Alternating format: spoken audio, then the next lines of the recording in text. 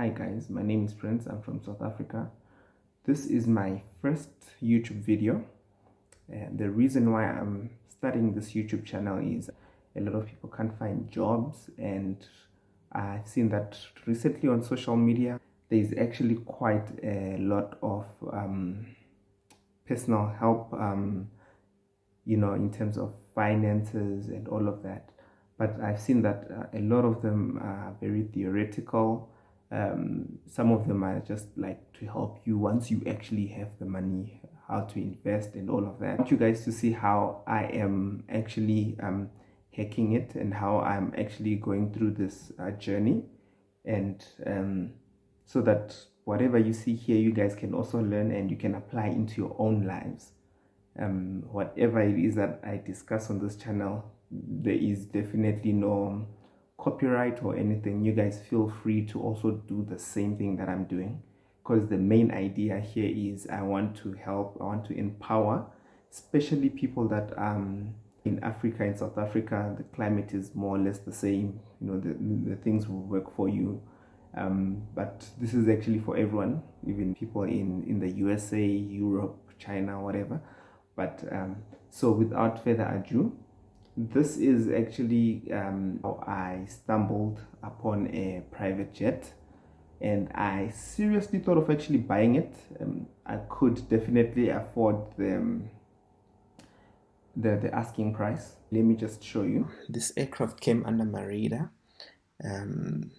I got a call from one of the guys at Park Village Auctions that I usually deal with, and he told me, hey, I know that you are interested in planes and whatnot. I was like, okay, cool, let's see what you have. And then I did a little bit of research, and I read what was written about it in various publications, and everything seemed to actually work out. It was in 1981 Gulfstream. Yeah, it was registered in 1982.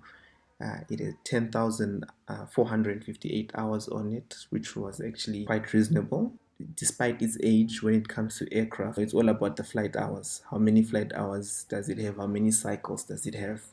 This aircraft actually had the hash kits, so which means even though it was old, the hash kits had been fitted so that it can actually fly into Europe, because the regulations in Europe are actually quite strict in terms of the noise levels and whatnot. So this one actually has hash kits. I'm going to show you a picture now. So everything looked okay. There's people that I spoke to, they said, okay, you know what, Prince, um, it needs quite a lot of work, but with the right maintenance and whatnot, you could actually get it flying, and maybe you can charter it. I went to view the aircraft.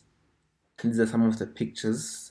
Actually, I didn't take any pictures when I was there, but these are the ones that they had initially sent. As you can see, this plane was just sitting in the harsh African sun, and yeah, it looked like it had seen better days. I did all the research that I could. As you can see there, the hash kits right here. So these hash kits are quite expensive to install, especially on these older Gulfstreams. The interior, it looked well, standard for a private jet of this era, and it didn't look as if it was damaged or abused, as you can see. So yeah, these are the pictures. So I did my research, and then I sent an email. He did send a pack to me. This was the pack that was sent to me. See, it's in 1981. I did do research on the company who it was registered underneath, and turns out it was a sheriff auction. So it was reasonably taken care of, now that I think of it. 10,000 and 6,000 cycles, not bad. The first issue was here, so the only logbook was from 2007, so which means that there's quite an entire, a few decades actually, almost 20 years, that there is no records for its logs. That was just one of the things that I raised an eyebrow about. And because I'm not necessarily into aviation, I wasn't sure like what to feel about it. What should I do? I did consult quite a bit with some people that are in aviation, some aviation management companies here, so that they could tell me, all right, this is how much you can expect to pay in terms of maintenance. This is how much you can expect to pay in terms of just maybe general management, because they were going to provide me with the pilots, they were going to provide me with the secure parking. The engines, they both had the same amount of hours. I'm presuming this is since new. And here it states that they would just sort of like run it on the runway once or twice a month since 2014, 2015. I'm guessing that's when these guys could not afford to either do the maintenance or the company was in trouble. This was the serial number, and there was no damage history or anything else. Everything actually did check out.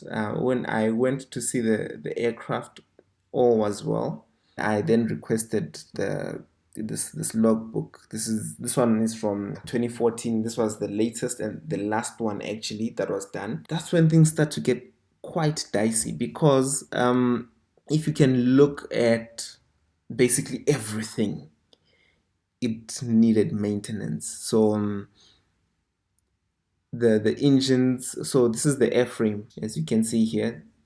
This is the airframe, the description of what needs to be done and what not. And then the thing that you should just pay attention to is the next due and the remaining cycles, right? Or remaining hours. I'm not gonna bore you guys with everything, but look at the engines, engine one, engine two, the inspection. It was supposed to have already been done. It wasn't done. The exterior visual inspection also. I think, yeah, this one had already been done. You can see engine overhaul due. So this was the most expensive of all these inspections and whatnot. The most expensive would have been this one. So both engine one and two had they were due for an engine overhaul. As you can see, they had about 2,000 hours remaining, or 19 months, but then I would have had to buy the aircraft and immediately do the engine overhaul. And these engine overhauls are not cheap. I would have had to spend more just on the engine than I spent to buy the entire aircraft. I had enough funds, I had secured enough funds to purchase this aircraft at the auction. I wasn't quite sure how much I was gonna pay for it, because basically everything needed an inspection, and in some sort of service. I consulted extensively.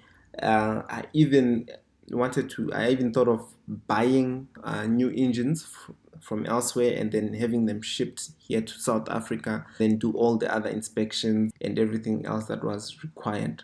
However, I didn't do that, and this aeroplane ended up going for 500,000, and then there was the value added tax, which is 15% here in South Africa, which would have made it 575,000. This is about $40,000.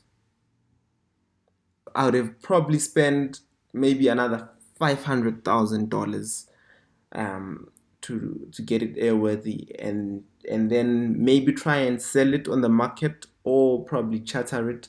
But I wasn't convinced that it made a good business sense, because if you look at it, the charter market here in South Africa is not very strong, and also because it's quite an old aircraft, the market for these, it's a dwindling market, let me say. In terms of the return on investment, I also could have probably maybe fixed it and put it back on the market. Maybe if I got it fixed for about $400,000, I could then sell it for 600, 700, 800, maybe even close to 1 million.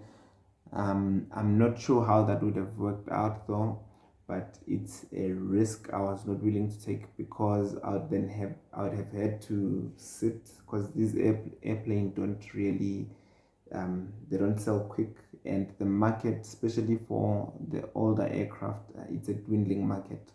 There's about 4 or 5 similar aircraft that are currently on sale that I'm aware of on the global market. So guys, that's how I almost bought a private jet. So this is just meant to show you that, okay, you know what, a lot is possible if you sort of like just look for the opportunities. You know, look at the right markets, you focus on not what everybody is doing. Basically, that's what I'm saying. If you just keep an eye out on various opportunities.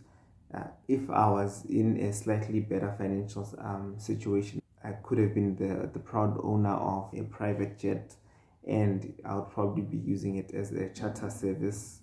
You see, so that's what this channel is going to be about. It's going to help you guys, even if you don't have much money. It's for the person who's unemployed, or the person who's making just enough. I'm going to show you the practical things that I'm doing in my life, and how I'm making money from different streams of income, and how you can also do the same thing and make quite a good living.